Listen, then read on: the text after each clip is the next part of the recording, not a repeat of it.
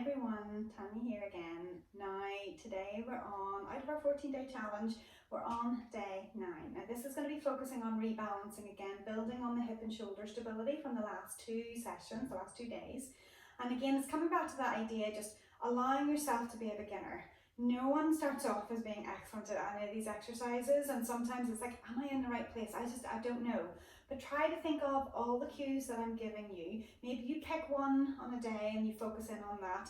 I know I'm rattling off quite a number, but when you're doing them with me, think of it as it's a step-by-step approach. And once you knock all those in, stay there as best you can. And then it's getting these ideas and that you say them over to yourself. It's like you're just setting up the technique, the setup, the start position, and you're trying to maintain it. So today we're focusing in on making sure that it's not about being perfect. Oh, wouldn't it be great? But we're not all robots and our bodies are so different. It's about the effort that you put in, where you feel the effort in your own body, so that you can try to pick up on whenever something isn't necessarily working, from one side to the other. If you know you've had an injury on one side, they will probably feel different, but it's trying to get the sensations of those muscles being basically ignited, trying to get them to work and to feel them working. So it's about the effort that you bring every single day. You can't just wake up one day and decide to do a little bit and then think that you've learned that skill. Whenever you're learning anything, whether it's learning to write, whether it's learning to speak, whether it's learning to walk, whether it's learning a new sport, whether it's learning a new skill, it takes time, and the more time you put into it, the better you get, and then those muscles start to become trained, just like your commitment muscles. If you want success, you have to keep going, okay? Every day doing a little bit of something, and that's why it's good to build these into your day. So we're going to put the 2 shoulders and hip stability in together. The exercise that we did yesterday for hip stability on the floor, on all fours, that is already a little bit of a kind of a teaser into that, with our swimming or bird dog, whatever you want to call it. So I'm going to water it down a little bit, just in terms of a start position. We're going to take it to the wall, or the door again. Still thinking about the same setup. Now you can have less weight here, again, if you need to be on fingertips, if the wrists aren't happy. We're going to just try to blend this in. So if you don't want to use as much body weight, you don't have to. So find your own level, energetically long arms, down the side seams. Again, thinking about that pull back external rotation, and then arms squeezing together. So I've got my horseshoe in place and I'm strong through those supporting pillars. My posture, am I in neutral? I feel like I'm in neutral. I can feel my core working. Again, everything's at a low enough level, but I know when I start to move, that effort level goes up. So I'm going to take in just 5 of these just to start with, just to get those muscles thinking about it. Pushing away, energetically long, elbows squeezing together, thinking about that external rotation, wrapping that upper arm outwards to hug the shoulder into the socket. Now once I have them connected, can I keep it strong on one arm?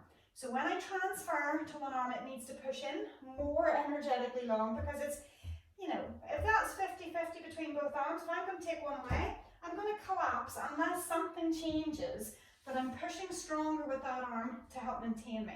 My core is also working stronger to maintain me.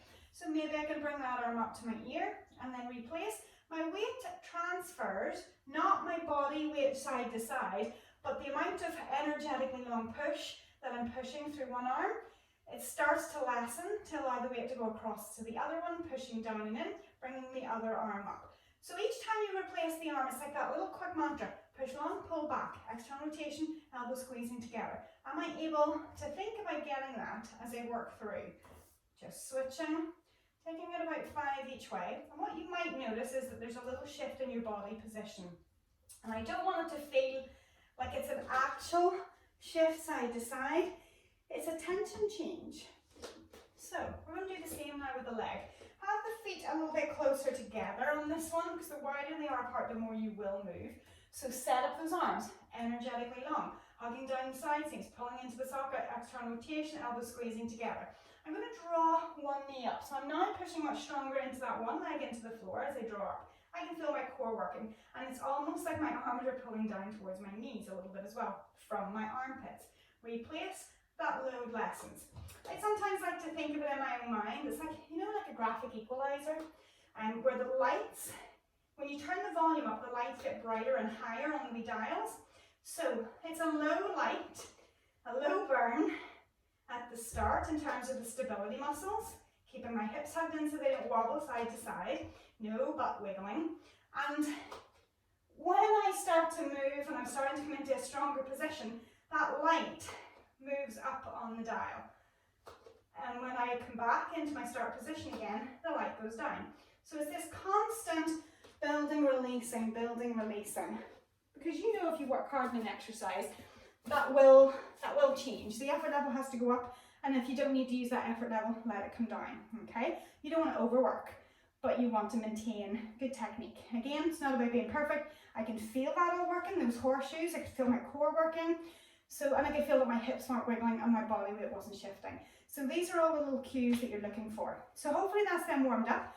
You could stay at the wall for this, but I'm going to transfer it onto the floor. Again, what we went through yesterday in terms of wrist setup, if you want to roll the mat back, so you have an incline or a block with the edge of the fingers over the edge, or if you want to be on knuckles, thumbs pointing forwards, if you feel it's too uncomfortable to be on your wrists. So set up good distance between the wrists and the knees so the back feels long.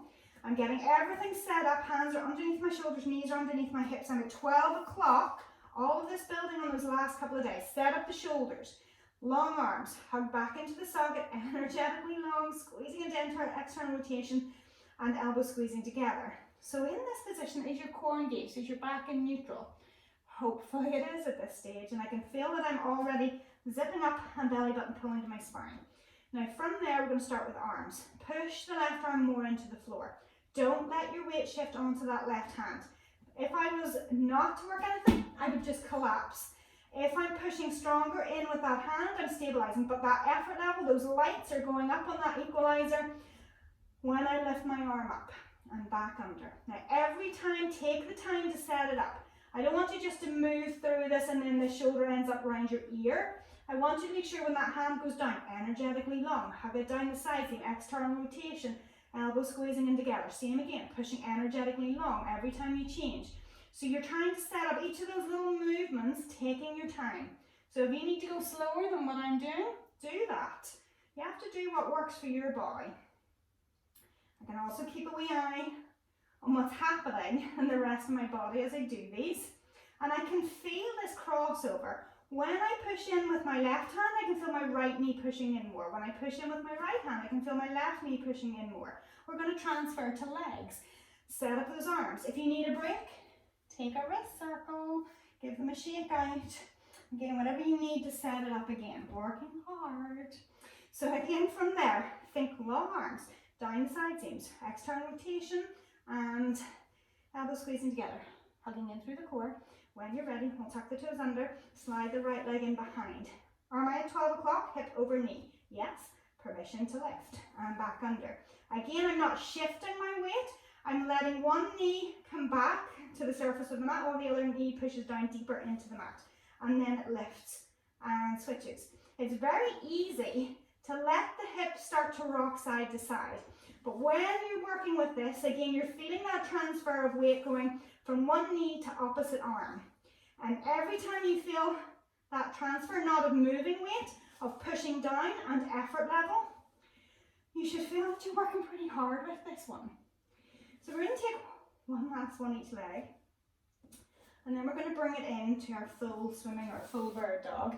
So again, circle the wrists, be nice to them. If you don't spend a lot of time on hands, it is quite hard on the wrists, especially if you're quite tight up there, okay? Sometimes it's good to decrease the creases in the wrist, so maybe it's a little gentle push down as well, whatever you feel that you need. So this time, we're going to go both arm and leg. So there's more option for things to start to drift side to side. So in terms of finding your balance, your stability, set up the shoulders long, hug those shoulders into the side seams as if they're still connecting to the opposite back pocket, if you remember that cue as well. External rotation, elbows squeeze together, neutral spine in place, ribs in, core drawn in. Sounds like an awful lot, but you get into the habit of it. So once you're ready, maybe start pushing the right knee into the floor. Feel the connection to the left hand. The right hand and the left knee get light. You can slide them behind. I'm going with the option of just having my toes flat this time. That's another option you can choose. If you feel a little bit crampy, sometimes the toes tucked under is a good one to do. Now as I work through this, out breath to go out, in breath to come in. I'm reaching long through my leg. My arm is energetically long even in the air, but the shoulders trying to stay roughly in the socket. So remember that light is going up as everything lifts, that equalizer. Sonic volume's going up and then it comes back down. But you never fully rest here. The core is always on, and I'm hoping that you can feel that diagonal connection. Sometimes call it like a seat belt running across the body. From one shoulder, from that horseshoe underneath the shoulder, and then following down to the opposite side of the hip. But it's feeling it in the core, these crossovers. So I'm going to take it through one more on each side. Have you checked your time clocks just to make sure that you know that you're still staying in and around that 12 o'clock with the thighs. So if you are, that was well done. Those are hard. They're hard exercises to do really, really well. And sometimes it's very easy to miss what happens, but that's why you need to check your 12 o'clock. That's why you need to feel what's happening on both hands, and the feel that there should typically be weight on one arm more so than the other. If you start to feel the weight more even when you're shifting from one side to the other, then something has moved and you want to try to come back into recentering. Sometimes even putting, say, like a foam roller across the low back, if it falls off or if it starts to move, then you know the hips have been rolling, or maybe you've lost neutral. There's a few different ways you can kind of check it, but sometimes using a mirror, every time you move your head, I know it changes your position, but a little glance sometimes gives you an idea. You can check it from the side in the mirror, or if you're looking forward, maybe you've got a better eyeball on checking your 12 o'clock to see whether, does the box still stay a box and does everything stay centered. So I'm hoping that you enjoyed that, and I'm hoping again that did work you quite hard through that as one specific movement, with those variations. And we can step it up a little bit, so don't worry, that's where we're going. We want to give a little bit more of a challenge to the body, building on everything that you've practiced so far. So stay with me. You're doing well. If you've been able to keep it going every day, I'm really impressed. And it is that idea, note to self, you should be really proud of yourself. Because I know committing to something, even 14 days, even if it is just about 10 minutes a day, it still takes time out of your day. But you deserve it. You need the time to look after yourself, because if you don't, nobody will. And we're all getting older, and we're all, this sounds really negative, but the body does deteriorate as we get older, so you need to put the time in now.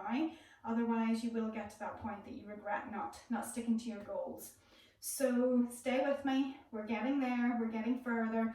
And I hope you're enjoying it. So leave me a thumbs up down below, and leave me a comment. I want to know how you're getting on, and subscribe if you haven't already. So I'll see you for tomorrow's session, bright and early maybe, or wherever you can get to me. See you later.